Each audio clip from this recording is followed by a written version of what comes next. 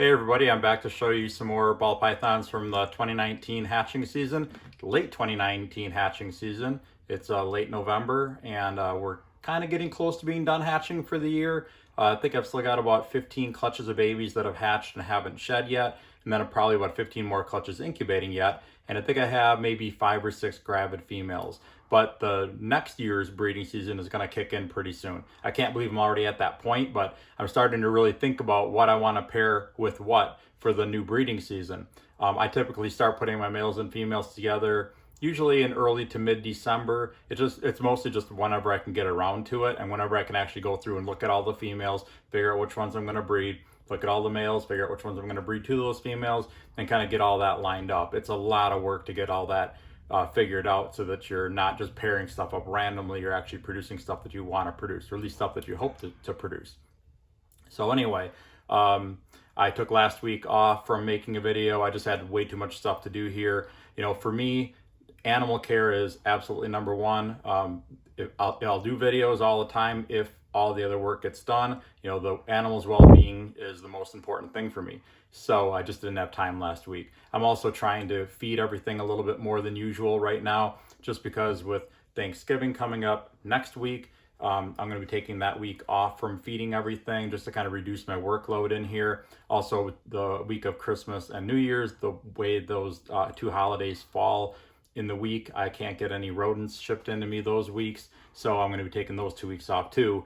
So in order to make sure my females and males are properly fed for the next breeding season, I need to feed them up even heavier in the other weeks other than those holiday weeks so that I can make sure they have the body weight that they need.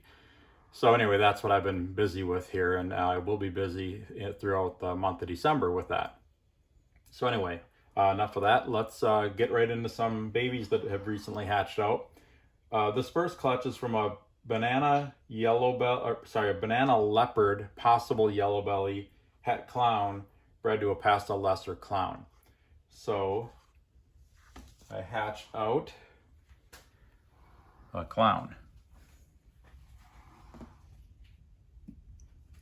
And I've got a leopard here. I'm pretty certain is a leopard yellow belly. I guess I don't really know for sure. Leopard or yellow belly is pretty hard to tell in leopards a lot of times, but there's not pastel in this, and obviously no banana, and it's not a visible clown. So, and there's no lesser in it. So the only other thing that could be causing this pattern to be this crazy and with this kind of color is most likely yellow belly. So I'd say that's a leopard yellow belly het clown. Okay, then we have a little banana leopard. I'm sorry, getting all my names screwed up here. A little banana lesser het clown. And then I believe this, I know this is a banana leopard pastel, and I think it's a yellow belly as well. And that one would also be het clown.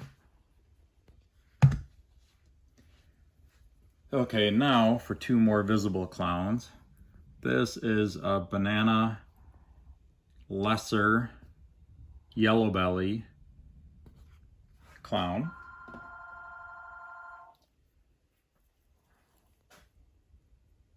And then here is a banana leopard clown. I don't think there's yellow belly in this one. This is actually the first banana leopard clown that I've ever produced. So of course it'll be a keeper, most likely anyway. I guess I can't guarantee that, but probably. Okay, so that's all for that clutch. I want to kind of get through these relatively quick. Actually got a couple shipments that I have to get packed up here before it can be done today and before FedEx gets here to pick up. So I got to get on that. Okay, this next clutch here, this is another example of kind of a longer term project, which you know, long-term projects are usually really good ones if you put the right genes together, and although they take a lot of patience, they usually pay off really well. So this one, I bred a Dreamsicle male to a pinstripe het pied. And so my goal is to make pinstripe pies that are het for lavender. And here's one baby. That's just a That would be a double het lavender pied. And here's a super, super low white pied het lavender. Look at that. That's just almost no white other than on the belly, of course, but the only really reason you can even tell it's a pied is because the pattern is definitely very different from that.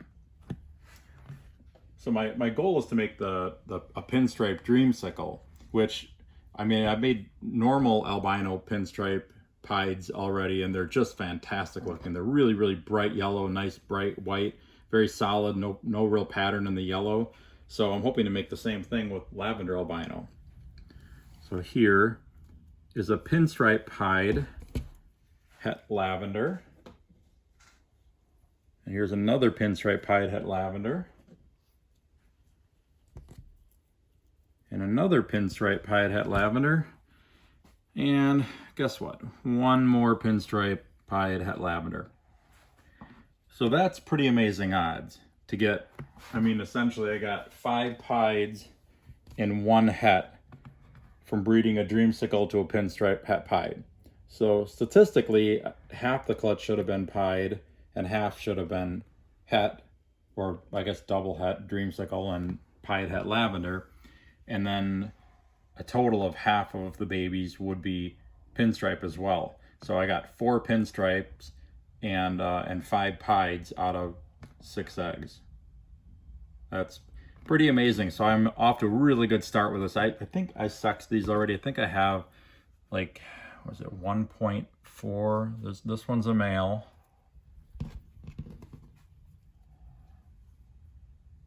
Female. Female. Female. So of course, with that kind of ratio, I'm very tempted to just keep them all.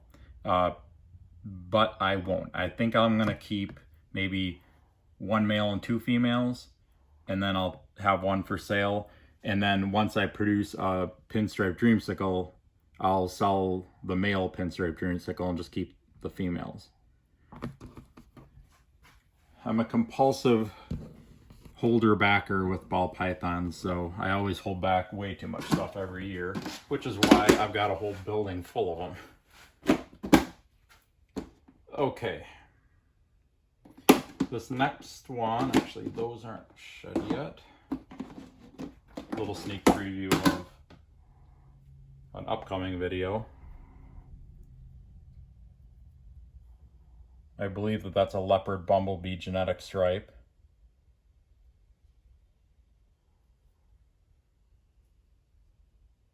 So I've got a clutch of that kind of stuff in here, but this is the only one that shed so far.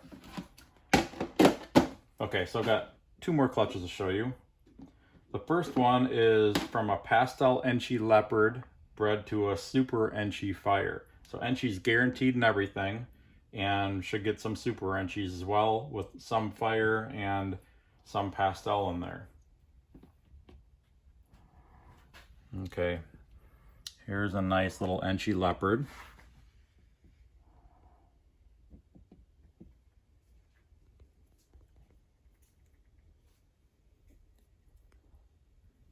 I think that's an Enchi leopard fire, or that's a leopard fire. That's got to have Enchi in it as well. It's definitely a fire. It has to be Enchi. I said maybe a leopard Enchi fire. And here's an Enchi fire.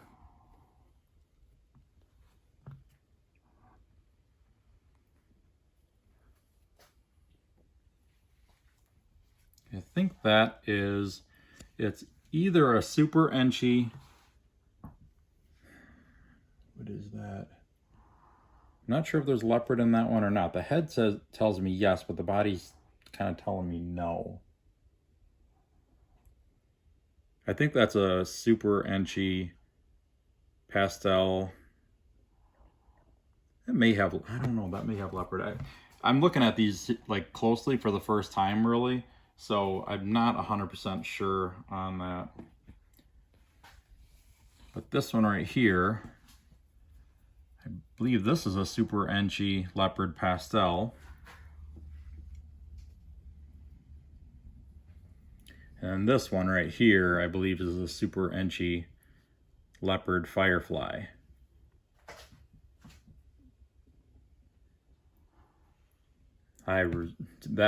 Both of these two really were just jaw-dropping to me when I first opened up the container and the egg incubation container and checked them out. I'm pretty sure there's fire in that one. There actually may be fire in this one too. This may be a firefly enchy or super enchy leopard. Just love it when I can't figure this stuff out. I'll have to look. Like I said, I just, like, these just shed. I just looked at them really for the first time today.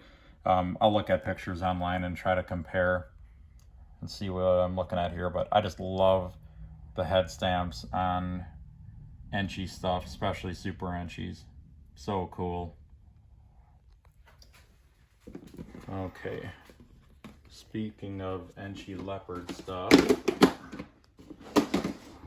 this clutch was from a pastel leopard that's either a specter or a yellow belly bred to a pastel super stripe. And these haven't all 100% shed yet either. So all these will have either specter or yellow belly in them, because the super stripe is gonna, every baby that a super stripe produces is going to be either a yellow belly or a specter. There can be other genes in there as well, but they have to have one of those two genes. So this is a pastel leopard, specter or yellow belly.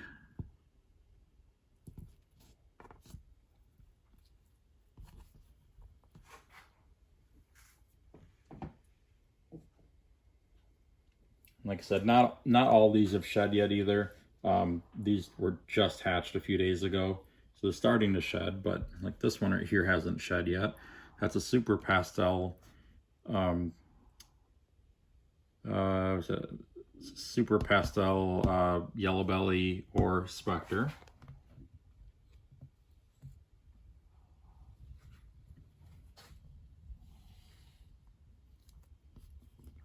And actually, you know what? I was wrong about the male.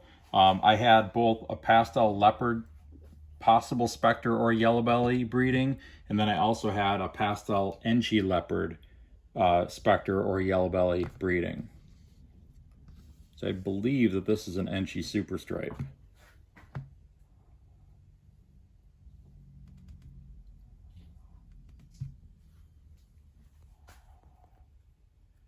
And then this is a leopard ivory.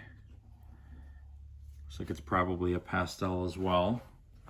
These are really cool. Once that sheds, it'll be nice and bright white and with quite a bit of pattern in along the back. That's due to the leopard influence.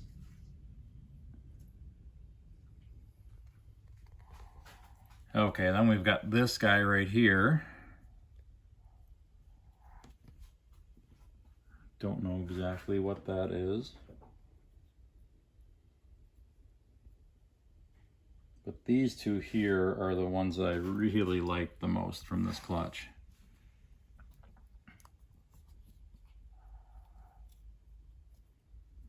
Look at those. I'm not even 100% sure what those are. There's pastel, leopard, possible super. I think those may have super pastel in them. I don't know. This is basically the first time I've really looked at these guys real carefully as well.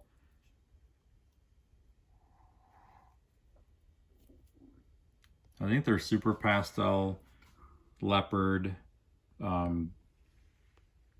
specter or yellow bellies. I don't think those could be super stripes. So I have hatched super stripes. Actually, I know they're not. I've hatched out super stripe leopards already, and they don't look anything like that whatsoever.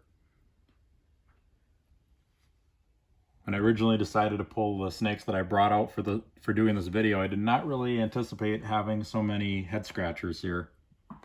These were a little bit tougher than I thought, but I'll look up online and see if I can find any others like them and see if I can figure out what genes these are, but these two are really awesome. I'm gonna have a hard time letting either one of those two go. Let's see what sexes they are. The male.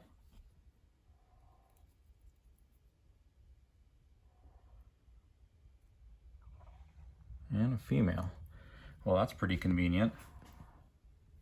I'll probably keep at least one of those, I would say. Okay, so that's all I'm going to show you for snakes today. I'll hopefully get another video out before Thanksgiving. I can't guarantee it. I've got a lot of things to take care of before the holidays, so a lot of feeding and other things going on here. So I'm not 100% sure if I'm going to get another video. So in case I don't get another video out, I want to let you know that I have a Black Friday, Cyber Monday / holiday sale coming up. It's going to be starting Thanksgiving night. I haven't decided the exact time yet. I kind of not really that big into selling stuff when families are getting together and stuff. I don't want anybody to have to take away from their family to go sit down at the computer and figure out what snakes they want to buy. So probably make it starting at like 9 p.m. Central Time or something. But anyway, I'm going to have a big sale on the website. I think I'm going to do 25% off of any ball python on my website, with the exception of I've got a special clearance page made for some older snakes here, not old, but like from 2017 that I have that just for some reason or another haven't sold yet. I decided to greatly reduce their prices. I would say 30 to 50% off, and you can see them all on that page. Those animals are not going to be discounted any more than they already are, because they are pretty heavily discounted. But anything else on my website is going to be available for 25% off. So I'm going to have instructions on the website of how to do that 25% off. Basically, you just have to email me through the website, give me the list of animals that you want, including their ID numbers, along with your initials. I will go onto my website, I will mark the animals that you want as on hold, and I'll put your initials there. And then you can go on as soon as you see that they're on hold with the price reduced and your initials on there, you can go ahead and put them in your shopping cart and make the purchase. So I'm going to try to check my emails quite a bit over from Thanksgiving on through that weekend, but I'm going to be spending time with family too, so I may not be on there all the time. But if you do decide to place an order, just let me know which ones. I'll get them on hold for you as soon as I can, lower the prices on my website, and then you can place your order. I'm hoping to ship a lot of orders out that Monday, Tuesday, and Wednesday after the week of Thanksgiving. So I'll contact you then. I may not contact you until that Monday, but we'll definitely get a ship date set up and get them out to you as soon as I can. Hopefully the weather will cooperate. This week's actually decent, so I'm sending out a bunch of snakes this week. Hopefully that week after Thanksgiving the weather will cooperate as well.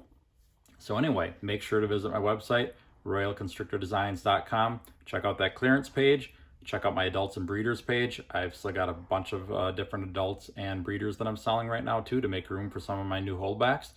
And yeah, I guess happy Thanksgiving. And let me know if you want any snakes. Make sure to check out my website, royalconstrictordesigns.com. Thank you.